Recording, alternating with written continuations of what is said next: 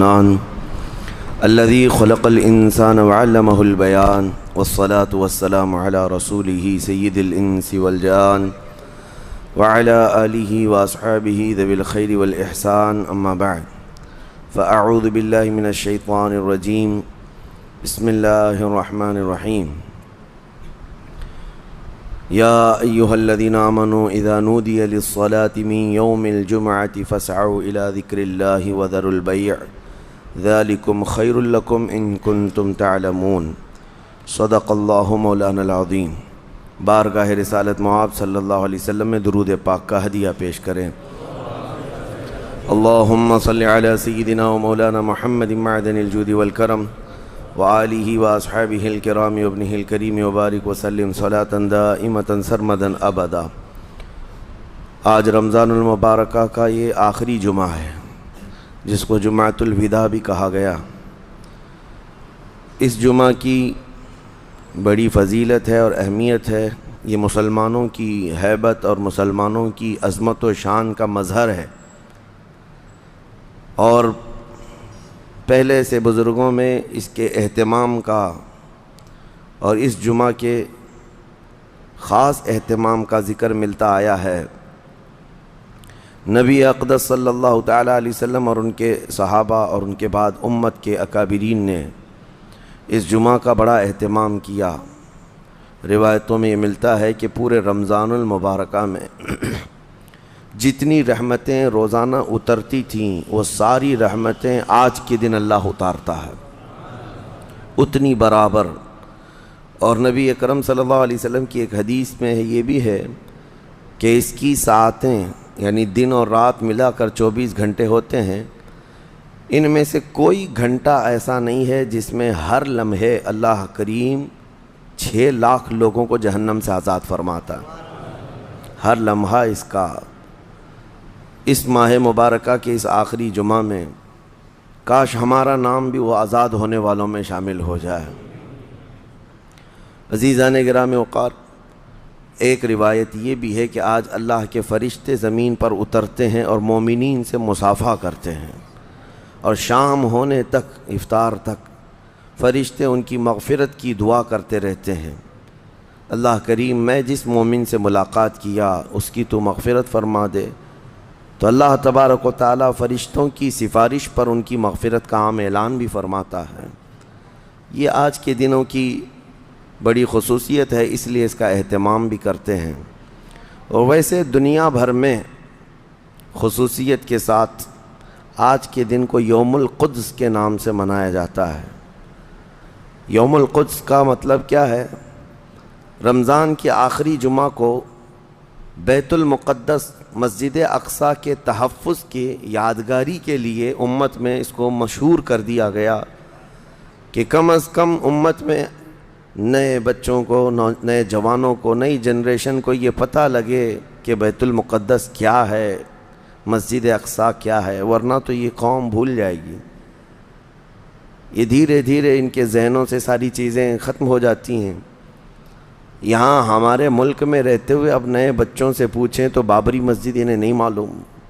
پرانے لوگ جانتے ہیں جن کے سامنے حادثے ہوئے ہیں، لیکن جو نئے لوگ دنیا میں آتے ہیں یا جوان ہوتے رہتے ہیں تو ان تمام چیزوں سے وہ واقف نہیں ہو پاتے۔ تو یہ علماء کی ذمہ داری ہے اور بڑوں کی یہ ذمہ داری ہے کہ یہ معلومات منتقل کرتے رہیں اپنی جنریشن میں۔ آج یوم القدس کے طور پر دنیا بھر میں اس لیے منایا جا رہا ہے کہ بیت المقدس مسجد اقصیٰ کی حفاظت کا ایک عظیم منصب اور ایک عظیم مفہوم بچوں کے ذہن میں منتقل کیا جائے۔ کیا خبر کہ یہ جو نونہال ہیں، چھوٹے بچے ہیں، ہمارے ہاں آس پاس رہتے ہیں، کیا پتہ ان میں سے کون صلاح الدین بن کر کھڑا ہونے والا ہے۔ صلاح الدین کوئی آسمان سے آنے والے اور زمین سے نکلنے والے مجاہد کا نام نہیں تھا، وہ بھی اسی طرح سے پرورش پانے والے کسی محلے بستی میں رہتے تھے، اور صلاح الدین ایوبی نے ان حالات کا سامنا کیا تھا جب عیسائیوں نے بیت المقدس پر زبردستی قبضہ جمایا ہوا تھا، جبکہ حضرت عمر فاروق رضی اللہ تعالیٰ عنہ کے زمانے سے لے کر تقریباً 400 سال تک بیت المقدس پر اذانیں ہوتی رہیں، نمازیں ہوتی رہیں، اور صرف ان عیسائیوں کو وہاں آنے کی عام اجازت دی گئی تھی فاطمی دور میں۔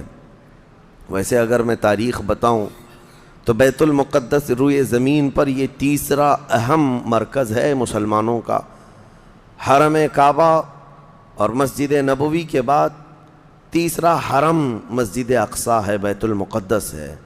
اور ویسے اس کے انعقاد اور زمین پر اس کے پائے جانے کی تاریخ تو بہت پرانی ہے۔ فرمایا گیا اللہ تعالیٰ نے روئے زمین پر سب سے پہلے خانہ کعبہ کو بنوایا، وہ فرشتوں نے اس کی تعمیر کی۔ تو مکہ مکرمہ میں خانہ کعبہ بنانے کے صرف 40 سال کے بعد یہ فلسطین میں بیت المقدس کو فرشتوں نے تعمیر کیا۔ سب سے پہلے وہ جگہ فرشتوں نے اس کو مقدس بنائی۔ تو اس زمانے سے آدم علیہ الصلوۃ والتسلیم کے زمانے سے یہ بیت المقدس کا علاقہ مقدس ہی رہا، اور اس کو ارض المقدس کہا جاتا ہے آج بھی عربی میں۔ پھر انبیاء اکرام علیہ السلام آتے رہے، اور اکثر انبیاء اکرام علیہ السلام کی عبادت گاہ رہی۔ بنی اسرائیل کے تقریباً انبیاء اکرام بیت المقدس کو ہی اپنا مسکن بنائے ہوئے تھے، اپنا وطن بنائے ہوئے تھے۔ کتنے انبیاء اکرام کا ذکر کروں، تقریباً 30,000 انبیاء اکرام آج بیت المقدس کے ارد گرد دفن ہیں۔ 30,000 انبیاء اکرام علیہ السلام۔ اور اولو العزم پیغمبروں میں حضرت سیدنا ابراہیم علیہ السلام وہیں پر ہیں، آپ کے بیٹے حضرت اسحاق علیہ السلام وہیں ہیں، ان کے بیٹے حضرت یعقوب علیہ السلام وہیں ہیں، پھر موسیٰ علیہ السلام وہیں ہیں، اور اس کے علاوہ زکریہ علیہ السلام، داؤد علیہ السلام، سلیمان علیہ السلام، جلیل القدر انبیاء کرام سب بیت المقدس میں ہیں۔ تو یہ بیت المقدس اس لیے بھی اہمیت کا حامل ہے کہ مسلمانوں سے پہلے یعنی انبیاء کرام علیہ السلام کے دور میں یہ مرکز رہا، قبلہ رہا اکثر امتوں کا۔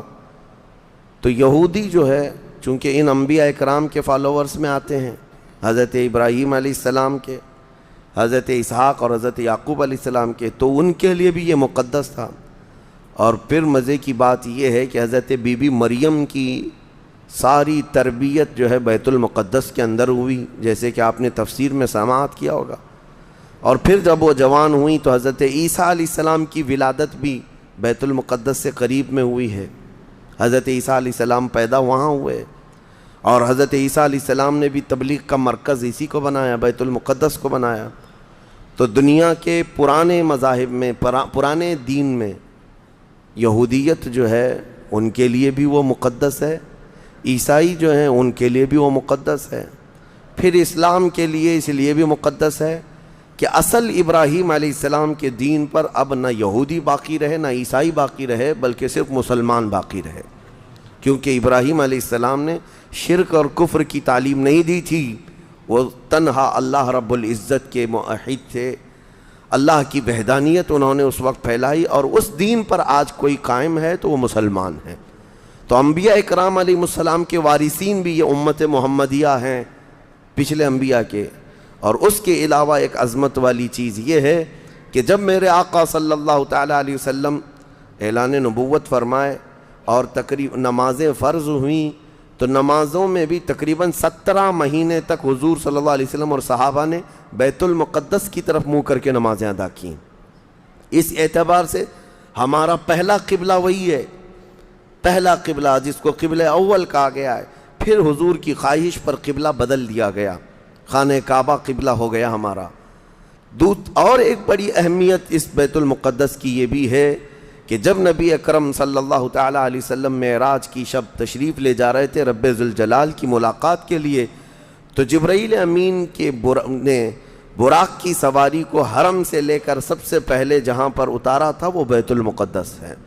بیت المقدس جہاں پر آج بھی وہ جگہ باقی ہے جہاں رسول کریم صلی اللہ تعالیٰ علیہ وسلم کی سواری براق کو باندھا گیا تھا، اور حضور نے اندر جا کر 1,24,000 کم و بیش نبیوں کو حضور نے امامت فرمائی تھی۔ یہ وہ بیت المقدس ہے جہاں سارے نبیوں نے میرے نبی کا خطبہ پڑھا تھا معراج کی شب، اور اس کے بعد رسول اقدس صلی اللہ تعالیٰ علیہ وسلم وہاں سے آسمانوں کا سفر کیے۔ تو بیت المقدس مسلمانوں کے لیے اس لیے بھی اہم ہے کہ میرے آقا کی امامت گاہ بھی ہے اور ہمارا قبلہ بھی ہے۔ اب یہ زمانے میں چلتا رہا، جب حضور اکرم صلی اللہ تعالیٰ علیہ وسلم کا دور تھا ظاہری زندگی کا، اس وقت بیت المقدس پر عیسائیوں کا ہی قبضہ تھا. ہم یہ بتاتے ہیں عیسائیوں کا، لیکن عیسائیوں نے کہاں سے قبضہ کیا تھا؟ وہ تو یہودیوں سے حاصل کیا تھا. یہودیوں کو مارتے تھے. اتنی خطرناک جنگیں ہوتی تھیں عیسائیوں میں اور یہودیوں میں کہ بیت المقدس میں خون خرابہ یہ آج کی تاریخ نہیں ہے، بہت پرانی تاریخ ہے. ٹائٹس نام کا ایک عیسائی بادشاہ جس نے پورے بیت المقدس کی اینٹ سے اینٹ بجا دی تھی، اور اس نے جتنے یہودی وہاں پر آباد تھے سب کو قتل کروا دیا تھا. پھر عیسائیوں کا قبضہ ہوا تھا. کتنے بڑے بڑے عیسائی بادشاہ آئے اور انہوں نے وہاں پر سوائے ظلم کے اور کچھ نہیں کیا بیت المقدس میں. یہ تو ان کی تاریخ چلتی تھی عیسائیوں کی، یہودیوں کی. یہودیوں سے کئی مرتبہ بیت المقدس لے لیا گیا اور عیسائی جھنڈا وہاں لہرایا گیا. کئی 100 سال تک عیسائیوں نے یہودیوں کا داخلہ بھی بند کر رکھا تھا کہ کوئی یہودی پھٹکنے بھی نہ پائے. بیت المقدس تو چھوڑیں، یروشلم میں فلسطین میں کسی یہودی کی انٹری نہیں تھی. عیسائیوں کا جب غلبہ تھا تو یہ کئی زمانے تک چلتا رہا. اصل یہاں پر کیا تھا وہ میں آپ کو بتا دوں. یہ بیت المقدس کا مسئلہ آپ کو سمجھنا اس لیے بھی ضروری ہے کہ آج پوری دنیا میں یہ ایک سب سے بڑا ایشو کیوں ہے. اس کی بنیاد یہ ہے کہ حضرت آدم علیہ السلام کے بعد سے وہ جگہ مقدس تھی، فرشتوں کی تعمیر کی ہوئی. لیکن جب حضرت داؤد علیہ السلام تشریف لائے تو آپ نے، چونکہ آپ کی حکومت تھی اس وقت، آپ بادشاہ تھے، آپ نے ایک مسجد تعمیر کرنے کا حکم دیا. لیکن آپ کے زمانے میں وہ کام نہ ہو سکا تو اپنے بیٹے حضرت سلیمان علیہ السلام کو انہوں نے حکم دیا. سلیمان علیہ السلام بادشاہ بھی ہوئے اور داؤد علیہ السلام کی کرسی پر بھی فائز ہوئے، اور وہ نبی بھی تھے، رسول بھی تھے، امت بھی تھی آپ کی. اور سلیمان علیہ السلام کو تو اللہ تعالیٰ نے ایسی طاقت دی تھی کہ وہ ہواؤں پر بھی حکومت کرتے اور جنات پر بھی حکومت کرتے. تو سلیمان علیہ السلام نے کام شروع کیا. یہ وہ جگہ تھی جہاں موسیٰ علیہ السلام عبادت کیا کرتے تھے. اس جگہ پر سلیمان علیہ السلام نے ایک مسجد بنانے کا حکم دیا اور یہ جنات بنانا شروع کرتے ہیں. اس کا ذکر قرآن پاک میں بھی موجود ہے. حضرت سلیمان علیہ السلام نے جب پورا ڈیزائن دیا کہ اس طرح سے بننا ہے تو پھر جنات تعمیر کرتے رہے، جنات تعمیر کرتے رہے. اور جنات اتنا خوف کھاتے تھے سلیمان علیہ السلام سے کہ وہ ایک لمحہ بھی حضرت سلیمان علیہ السلام سے غافل نہیں ہوتے یا حکم عدولی نہیں کرتے. ہوا یہ کہ کام ابھی کمپلیٹ نہیں ہوا تھا کہ سلیمان علیہ السلام کا انتقال ہوا تو جنات بھاگ جاتے. لیکن اللہ کی مصلحت، حضرت سلیمان علیہ السلام لکڑی لے کر یوں کھڑے رہتے تھے، اپنا عصا لے کر کے کھڑے رہتے تھے اور کام دیکھتے رہتے تھے. جب تک سلیمان علیہ السلام کھڑے ہیں تیزی سے جنات بڑے بڑے پتھر لاتے تعمیر کرتے رہتے تھے. انتقال ہوا سلیمان علیہ السلام کا اور آپ ایسے ہی کھڑے رہ گئے. آپ کے کھڑے کھڑے وفات ہوئی ہے. اور اس طرح سلیمان علیہ السلام کی وفات کو سالوں گزر گئے لیکن آپ وہاں سے ہٹے نہیں کیونکہ کام چل رہا تھا. قرآن میں ہے، اللہ تعالیٰ فرماتا ہے جب لکڑی کو دیمک کھا گئی، کتنے سال گزر گئے ہوں گے. حضرت سلیمان علیہ السلام یوں ہی کھڑے تھے. اور عام دوسرے لوگوں کی موت تو چھوڑو، نیند میں کھڑا ہو کر کے دکھائے. وہ اللہ کے نبی تھے کہ انتقال کے بعد بھی وہ کھڑے رہے. روایتوں میں کئی سالوں تک، 10 سالوں تک آپ کھڑے رہے. اور اس کے بعد دیمک کھا گئی لکڑی کو تو لکڑی ٹوٹ گئی. تب سلیمان علیہ السلام زمین پر آ گرے. جنات اسی وقت جان گئے کہ یہ تو انتقال کر گئے. تب تک بیت المقدس کا کام کمپلیٹ ہو گیا تھا، جنات بھاگ گئے سب. یہ تعمیر، اس کو اصل میں بیت المقدس نہیں کہا جاتا تھا اس وقت، یہ ہیکل سلیمانی. یہ یہودیوں کے عقیدے کے اعتبار سے فرسٹ ٹیمپل ہے، پہلا مندر یا پہلی مسجد جو بھی ہے مقدس تھی. یہ ہیکل سلیمانی جو سلیمان علیہ السلام نے جنات سے بنایا تھا، اور سلیمان علیہ السلام کی کرسی جہاں لگتی تھی اس وقت حضرت سلیمان علیہ السلام نے جنات اور سرکش لوگوں سے اور جادوگر لوگوں سے سب چیزیں جادو کی چھین کر اپنی کرسی کے نیچے دفن کر دیا تھا. سب ختم کیا تھا کہ کوئی جادو ٹونا یہ سب چیزیں نہ ہوں، کیونکہ یہودی جادو کے پیچھے بہت بھاگتے تھے، صرف جادو میں ہی دن رات۔ آپ نے سب دفن کیا اور اس کے بعد آپ کے انتقال کے بعد سالوں بیتے اور اسی طرح سے رہے، لیکن پھر یہ ہیکل سلیمانی کو ایک بادشاہ آیا جو عراق کا رہنے والا تھا، اس کی یہودیوں سے دشمنی تھی، اس نے ایسا حملہ کیا کہ پورے ہیکل کو توڑ ڈالا، یعنی جو جنات کا بنایا ہوا تھا اس کو مکمل طور سے مسمار کر دیا، ایک دیوار باقی رہ گئی، ایک دیوار باقی رہ گئی، جہاں جا کر کے آج یہ یہودی روتے ہیں، دیوار گریا اس کو کہتے ہیں، وہ اس زمانے کی ایک باقی رہ گئی، باقی پورا ہیکل گرا دیا۔ زمانہ بیت گیا، یہودی اس بات پر روتے رہے کہ ان کو مارا گیا، قتل کیا گیا، پھر عیسائیوں کا اس پر قبضہ رہا، پھر عیسائیوں سے یہودیوں نے ایک بار پھر حاصل کیا، پھر دوبارہ یہ ٹائٹس کے زمانے میں عیسائیوں نے مار کر کے پورے یہودیوں کو خون خون کر دیا، اور پھر بیت المقدس کچھ نہیں تھا، ایک دیوار تھی، ایک دوسری وہاں پر ایک چھوٹی سی عمارت بنائی گئی، اس عمارت کو یہ سیکنڈ ٹیمپل کہتے ہیں، سیکنڈ ٹیمپل، یہ دوسرا مندر، اور اسی کو عبادت گاہ بنا کر چلتے رہے۔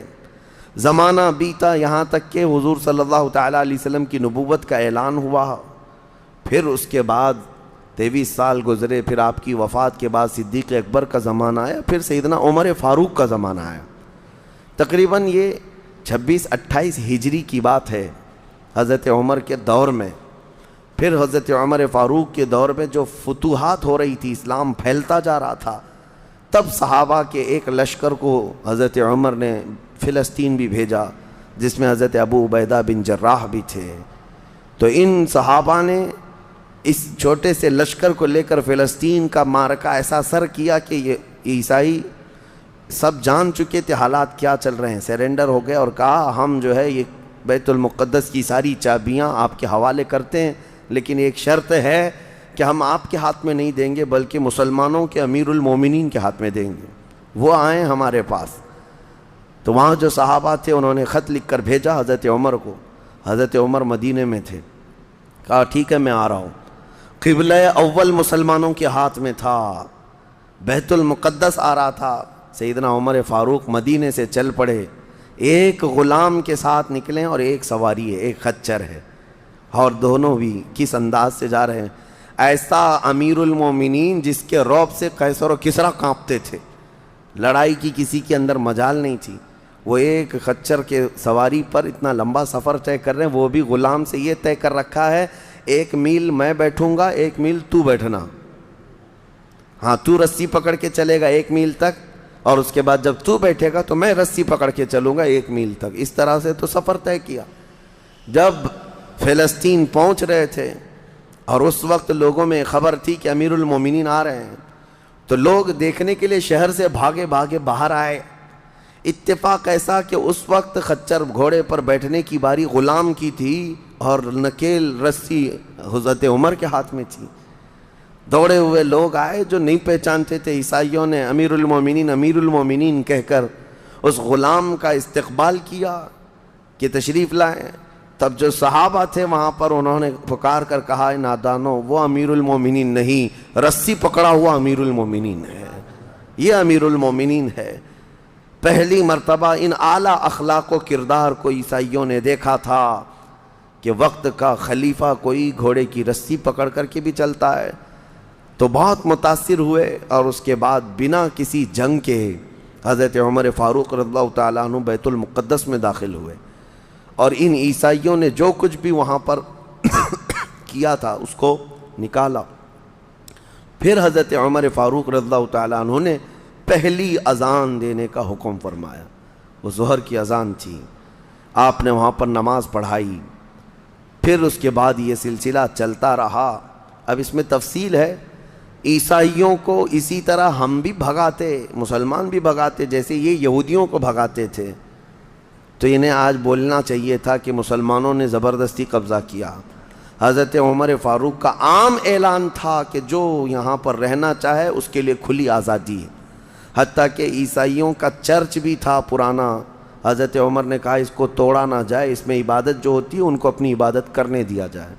حضرت عمر چاہتے تو اینٹ سے اینٹ بجا دیتے، نکال کر صاف کر دیتے، لیکن آپ نے کھلی اجازت دی، اور عیسائی ویسے ہی باقی رہے۔ 400 سال تک یہ سلسلہ چلتا رہا۔ پھر فاطمی دور آیا، یعنی بنو عباس کی خلافت ختم ہوئی، فاطمیوں کا غلغلہ تھا، انہوں نے خلافت سنبھالی، لیکن وہ مضبوط نہیں تھے، کمزور خلیفہ آئے، جس کی وجہ سے صلیبی طاقتیں جتنی بھی تھیں سب آ کر کے اس خلیفہ پر قبضہ جما لیا، اور بیت المقدس میں اجازت پہلے مانگ لی کہ ہمیں آنے جانے کی اجازت دی جائے۔ جب آنے جانے کی اجازت مل گئی تو پورے علاقے پر زبردستی غاصب قبضہ کر کے وہاں سے سارے مسلمانوں کو ختم کر دیا، بہت مسلمانوں کا قتل کیا۔ فلسطین کی سرزمین یہودیوں کے قتل سے بھی بھری ہے، مسلمانوں کے قتل سے بھی بھری ہے، اور یہودیوں نے عیسائیوں کا بھی قتل کیا ہے، لیکن مسلمانوں کا قتل عام کر کے یہ زبردستی فائز ہوئے ہیں کہ اس پہ بیت المقدس پر یہ قبضہ جو ہے 87 ایئرز تک چلتا رہا، 87 سال تک۔ یہ اس وقت کا المیہ تھا کہ مسلمان خلیفے تھے، گورنر تھے، بہت سارے حکمران تھے، رونا روتے تھے، لیکن کوئی آگے بڑھنے کو تیار نہیں تھا۔ کردستان کا ایک شہزادہ صلاح الدین ایوبی، جو نور الدین زنگی کے شاگرد تھے اور ان کی فوج کے سپاہی تھے، ان کو یہ روزانہ خبریں تھی کہ بیت المقدس میں سب کچھ اجاڑ دیا گیا ہے، مسلمانوں کی اذان بند ہے، وہاں نہ جمعہ کا خطبہ ہو سکتا ہے، نہ ہی عبادت کے لیے وہاں پر نماز پڑھی جا سکتی ہے۔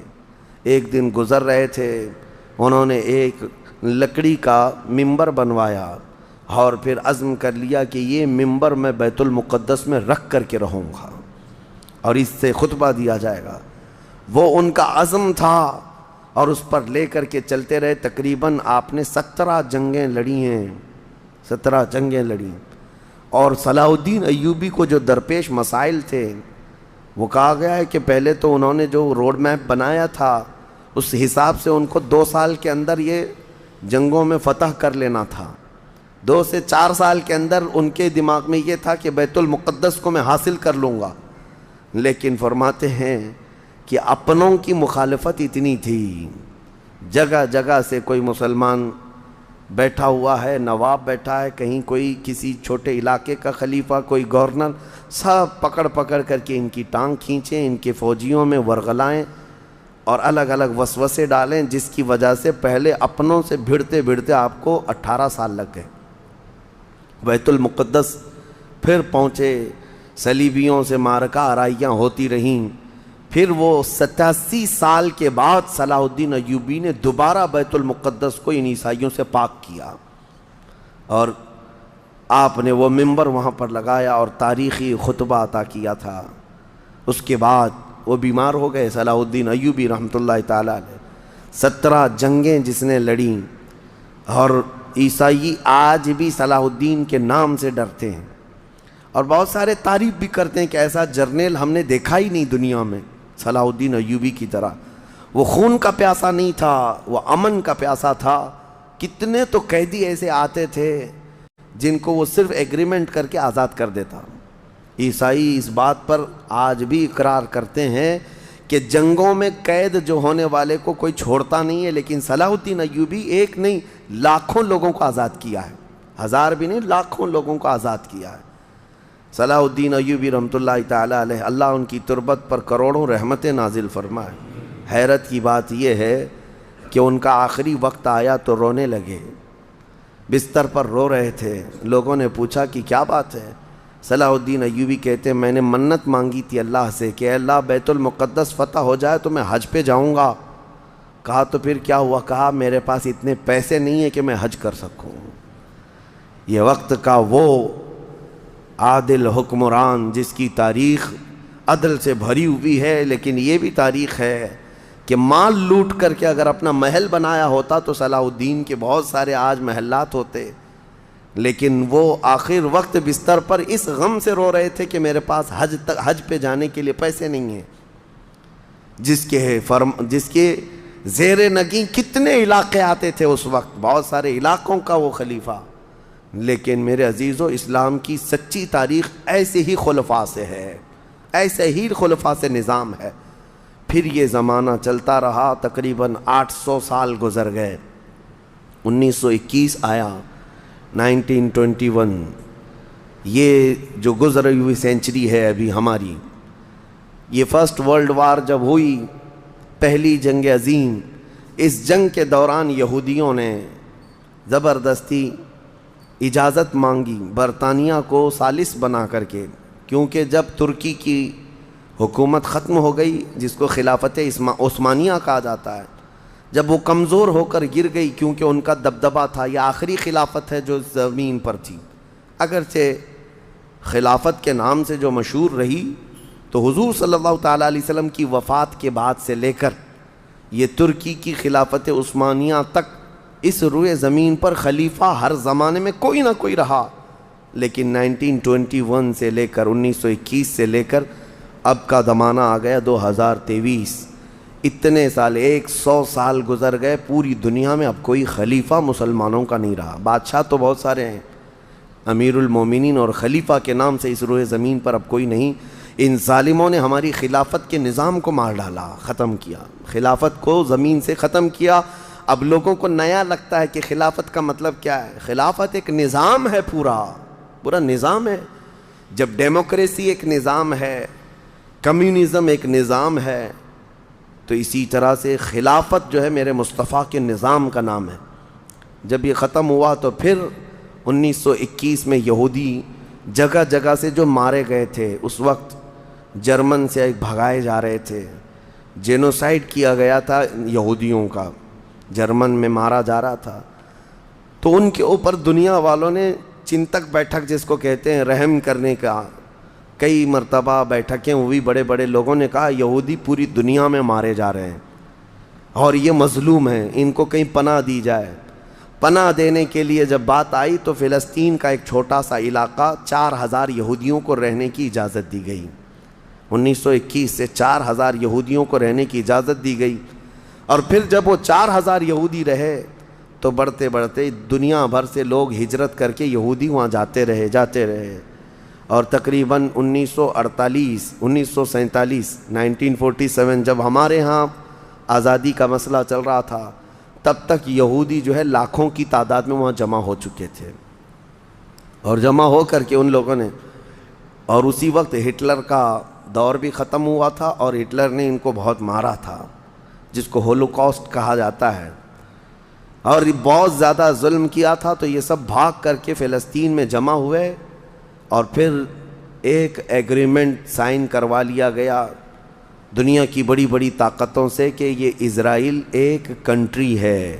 فلسطین کو 2 حصوں میں بانٹ دیا گیا، آدھا عربوں میں، آدھا یہودیوں میں، فلسطین کے 2 حصے کر دیے، تو آدھا یہودیوں کو ملا تو ٹھیک ہے، لیکن اس کے غصے میں عربوں میں جنگ شروع ہوئی۔ 1948 کے بعد پھر جنگوں کا آغاز ہو گیا، جارڈن، سیریا، مصر، ان لوگوں نے اس اسرائیل کے ساتھ، انہوں نے نئی کنٹری کا نام اسرائیل رکھا تھا، جنگ کیا۔ جب جنگ کرتے رہے، اسرائیل اپنے پیر پھیلاتا رہا اور آگے بڑھتا رہا، کیونکہ اس وقت ان عربوں کے اندر یا جدید ہتھیار نہیں تھے۔ اسرائیل کو فلی طور پر امریکہ کا سپورٹ تھا، UK کا سپورٹ تھا، یورپ کا سپورٹ تھا۔ ان تینوں ملکوں کے ساتھ بڑی خوفناک جنگوں میں ان کو پیچھے ڈھکیل دیا گیا، بلکہ جو صحرائے سینا تھا مصر کا، وہ بھی اسرائیل نے قبضہ کر لیا۔ طور سینا جس کو کہتے ہیں، کوہ طور، وہ بھی ان کے لیے مقدس تھا، وہ بھی حاصل کر لیا۔ پھر اس کے بعد دوسری جنگ بھی ہوئی تھی مصر کی، تب مصر نے وہ علاقہ واپس لیا اور اسرائیل کو سمیٹنے کی کوشش کرتے رہے۔ 3 بڑی جنگوں میں ہوا یہ کہ جب جنگ ہوتی رہی، اسرائیل پھیلتا رہا۔